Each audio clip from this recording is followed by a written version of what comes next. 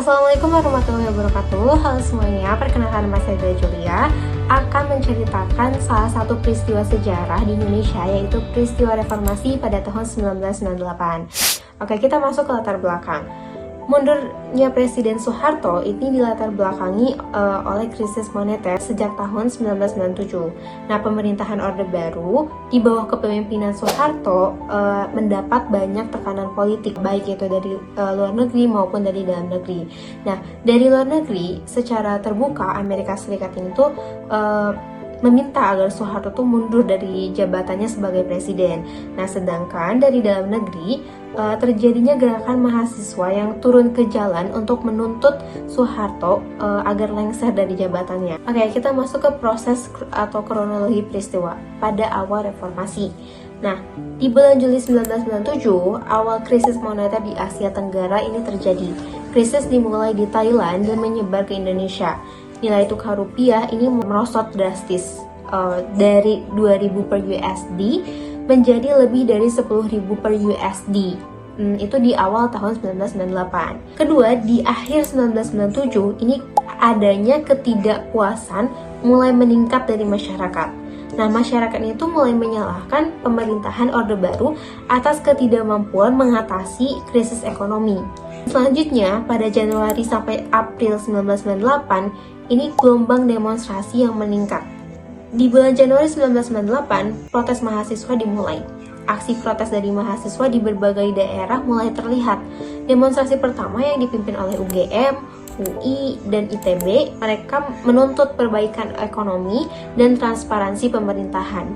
Nah, di bulan Maret 1998, sidang umum MPR dilaksanakan. Nah, sidang umum MPR ini mengukuhkan Soeharto sebagai presiden untuk ke-7 kalinya. Soeharto menunjuk sejumlah menteri yang dekat dengan keluarganya sehingga memperburuk citra pemerintahan. Pada bulan Mei 1998, ini puncak perjuangan reformasi. Pada 4 Mei 1998, kenaikan harga BBM. Nah, pemerintah menaikkan harga bahan bakar minyak hingga 70%. Sebagai bagian dari kebijakan yang disarankan oleh IMF. Nah, IMF ini adalah organisasi internasional yang memainkan peran penting dalam menjaga stabilitas keuangan global. Selanjutnya, pada tanggal 12 Mei 1998, tragedi Trisakti terjadi. Nah, demonstrasi damai mahasiswa Universitas Trisakti di Jakarta yang berakhir tragis. Aparat keamanan menembak mati ke 4 mahasiswa, yaitu Elang Mulia Lesmana, Hafidin Royan, Hendriawansi, dan Heri Hertanto. Selanjutnya, pada tanggal 13-15 Mei 1998 terjadi kerusuhan. Penjarahan, pembakaran, dan kekerasan terjadi di mana-mana. Sentimen anti-Tionghoa menyebabkan banyak warga etnis Tionghoa menjadi korban kekerasan, pelecehan, bahkan pembunuhan. Pada tanggal 18 Mei 1998, pendudukan gedung MPR dan DPR. Nah, ribuan mahasiswa dari berbagai daerah berhasil menduduki gedung DPR MPR di Jakarta. Nah, terakhir pada tanggal 21 Mei 1998, akhirnya Soeharto mundur. Setelah 32 tahun menjabat sebagai presiden, Soeharto mengumumkan pengunduran dirinya dalam pidato di Istana Negara. Akhir peristiwa. Nah, setelah Soeharto mundur, beberapa peristiwa penting pun terjadi. Pertama, pengalihan kekuasaan. Nah, Wakil Presiden B.J. Habibie pada saat itu dilantik menjadi presiden. Yang kedua, dimulainya era reformasi. Yang ketiga, perubahan sistem politik. Keempat, pembentukan lembaga reformasi.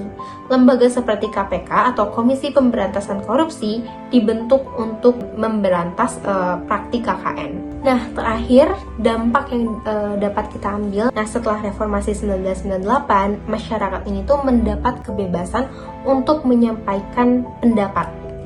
Termasuk demonstrasi dengan syarat izin dari kepolisian sesuai dengan Undang-Undang Nomor 28 Tahun 1997. Nah, dalam bidang hukum, Presiden B.J. Habibie memulai reformasi untuk menciptakan hukum yang melindungi HAM, menggantikan sistem hukum Orde Baru yang konservatif, dan mengekang kebebasan rakyat. Nah, itu dia peristiwa sejarah dari peristiwa reformasi pada tahun 1998. Terima kasih.